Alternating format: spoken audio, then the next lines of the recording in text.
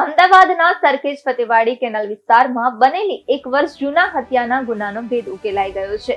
અહેવાલો અનુસાર સમીર વિહારી નામના વ્યક્તિની તેની પત્ની અને તેના પ્રેમી ઇમરાન અકબરભાઈ વાઘેલાએ હત્યા કરી હતી અને લાશને ઘરની અંદર દાટી દીધી હતી. પોલીસે હત્યા અને પુરાવાનો નાશ કરવાના આરોપસર મૃતકની પત્ની રૂબી વિહારી અને તેના પ્રેમી ઇમરાન વાઘેલાની ધરપકડ કરી છે.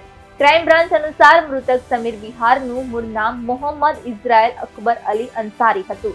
તે અમદાવાદમાં મિસ્ત્રી તરીકે કામ કરતો હતો અને છેલ્લા ઘણા વર્ષોથી વિવિધ બાંધકામ સ્થળોએ કામ કરતો હતો.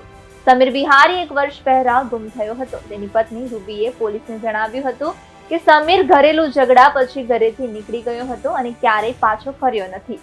જોકે છેલ્લા કેટલાક મહિનામાં તેના નિવેદનો શંકાસ્પદ લાગ્યા હતા, જેને કારણે ફરીથી તપાસ શરૂ થઈ. પોલીસે જણાવ્યું કે દંપતીએ સમીરનું ગળું દબાવીને તેના ઘરમાં હત્યા કરી હતી અને છરીથી તેની હત્યા કરી હતી. ત્યારબાદ તેઓએ લાશને ટુકડાઓમાં કાપી નાખી અને રસોડાના પ્લેટફોર્મ નીચે ખોદેલા ખાડામાં દાટી દીધી હતી.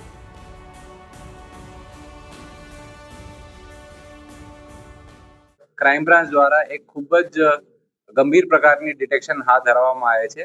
એમાં એક પુરુષ જેમનું નામ સમીર અકબર અલી અંસારી, એમના જે મૃતદેહ હતો એ એમની વાઈફ દ્વારા એમના મિત્રો સાથે મર્ડર કરી એમના પોતાની કિચનની અંદર ખાડા ખોદી દાટવામાં આવેલ અને એ પછી એમને ઉપરથી સિમેન્ટ અને ટાઇલોથી કવર કરવામાં આવેલ. આપણે એ અનુસંધાને એક આરોપી ઇમરાન વાઘેલા એમની અત્યારે પૂછપરછ ચાલુ છે અને જે બાકીના આરોપીઓ છે જેમાં મુખ્ય આરોપી રૂબી અંસારી તેમજ એમના સાથના આરોપી ફૈજુ અને સાહિલ, એમની બાબત અમારે ક્રાઇમ બ્રાન્ચ દ્વારા શોધખોળ ચાલુ છે.